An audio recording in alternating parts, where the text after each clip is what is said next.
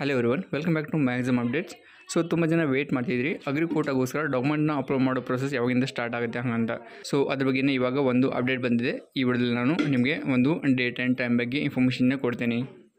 So ಈ ವರ್ಷದ ನಮಗೆ ಅಗ್ರಿಕೋಟಾಗೋಸ್ಕರ ಡಾಕ್ಯುಮೆಂಟ್ ಅಪ್ಲೋಡ್ ಪ್ರೊಸೆಸ್ ಇವತ್ತಿಂದನೇ ಸ್ಟಾರ್ಟ್ ಆಗುತ್ತೆ. ಅಂದರೆ 15/4/2024 4 ಗಂಟೆ ನಂತರ ಈ ಒಂದು ಲಿಂಕ್ ನಿಮಗೆ ಓಪನ್ ಮಾಡ್ತಾರೆ. ಸೊ ಆಲ್ರೆಡಿ ಈ ಒಂದು ವೆಬ್ಸೈಟ್ನ ಅಪ್ಡೇಟ್ ಮಾಡಿದ್ದಾರೆ.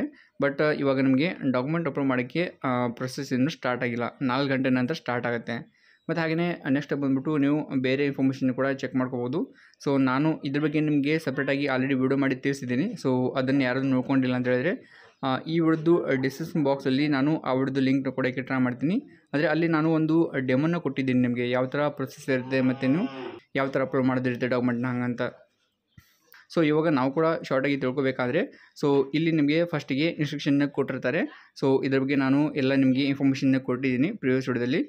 ಸೊ ಇದನ್ನು ಬೇಕಿದ್ರೆ ನೀವು ಇವಾಗ ಕೂಡ ಓದ್ಕೋಬೋದು. ಹಾಗೆ ನೆಕ್ಸ್ಟ್ ಬಂದು ಇಲ್ಲಿ ಒಂದು ಪ್ರೊಸೀಜರ್ ಬಗ್ಗೆ ಇನ್ಫಾರ್ಮೇಷನ್ನ ಕೊಟ್ಟಿರ್ತಾರೆ. ಸೊ ಈ ಒಂದು PDF ಇವಾಗ ಓಪನ್ ಆಗ್ತಿಲ್ಲ. ಬಟ್ ನಾನು ಪ್ರಿವಿಯಸ್ ವಿಡಿಯೋದಲ್ಲಿ ನಿಮಗೆ ಡೀಟೇಲಾಗಿ ಎಲ್ಲ ಇನ್ಫಾರ್ಮೇಷನ್ನ ಕೊಟ್ಟಿದ್ದೀನಿ. ಯಾವ ಥರ ಪ್ರೊಸೀಜರ್ ಇರುತ್ತೆ, ಯಾವ ಥರ ನೀವು ಡಾಕ್ಯುಮೆಂಟ್ನ ಅಪ್ಲೋಡ್ ಮಾಡೋದಿರುತ್ತೆ ಮತ್ತು ಅಲ್ಲಿ ಏನೇನು ಆಪ್ಷನ್ಸ್ ಇರುತ್ತೆ ಹಾಗಂತ. ಸೊ ಅದನ್ನು ನೀವು ತಪ್ಪದೇನೆ ನೋಡ್ಕೊಳ್ಳಿ. ಹಾಗೆಯೇ ಇಲ್ಲಿ ಕೆಲವು ಸ್ಯಾಂಪಲ್ಸ್ನ ಕೊಟ್ಟಿರ್ತಾರೆ, ಸ್ಯಾಂಪಲ್ ಸರ್ಟಿಫಿಕೇಟ್ನ ಕೊಟ್ಟಿರ್ತಾರೆ. ನಿಮಗೆ ಬೇಕಿದ್ದರೆ ಅದನ್ನು ಕೂಡ ನೀವು ಓಪನ್ ಮಾಡಿ ಚೆಕ್ ಮಾಡ್ಕೋಬೋದು.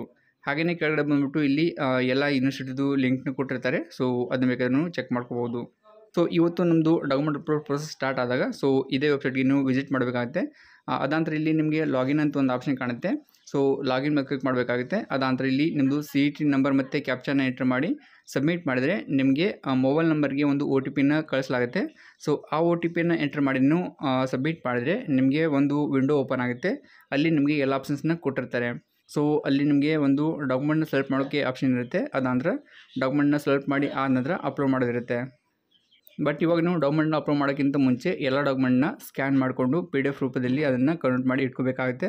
ಅದಂತರ ಅಲ್ಲಿ ಯಾವ ಆಪ್ಷನ್ ಇರುತ್ತೆ ಅದೇ ಸರ್ಟಿಫಿಕೇಟ್ನ ಆ ಒಂದು ಪ್ಲೇಸಲ್ಲಿ ಅಪ್ಲೋಡ್ ಮಾಡೋದಿರುತ್ತೆ. ಸೊ ಇವಾಗ ಈ ವಿಡಿಯೋ ಅಷ್ಟೇ. ಸೊ ಈ ಒಂದು ಇನ್ಫಾರ್ಮೇಷನ್ನ ಎಲ್ಲ ಫ್ರೆಂಡ್ಸ್ ಗ್ರೂಪಲ್ಲಿ ಶೇರ್ ಮಾಡಿ, ಅವ್ರು ಕೂಡ ಇದ್ರ ಬಗ್ಗೆ ತಿಳ್ಕೊತಾರೆ. ಯಾಕಂದರೆ ತುಂಬ ಜನ ವಿಧದ್ದು ಇದಕ್ಕೋಸ್ಕರನೇ ವೆಯ್ಟ್ ಮಾಡ್ತಿದ್ದಾರೆ. So that's it for now. ಈ ಒಂದು ಇನ್ಫಾರ್ಮೇಷನ್ ನಿಮಗೆ ಯೂಸ್ಫುಲ್ ಆಗಿರ್ಬೋದು. ಒಂದು ವೇಳೆ ಯೂಸ್ಫುಲ್ ಆಗಿದ್ದರೆ ವಿಡಿಯೋಗೆ ಲೈಕ್ ಮಾಡಿ ಮತ್ತು ಬೇರೆಯವ್ರಿಗೆ ಶೇರ್ ಮಾಡಿ. ಹಾಗೆಯೇ ಇದೇ ಥರ ನಿಮಗೆ ಎಲ್ಲ ಅಪ್ಡೇಟ್ ಸಿಗ್ತಾ ಇರುತ್ತೆ. ಅದು ಸಹ ತಪ್ಪದೆ ಚಾನಲ್ಗೆ ಸಬ್ಸ್ಕ್ರೈಬ್ ಮಾಡ್ಕೊಂಡಿರಿ. Thanks for watching. See you next video. Tata.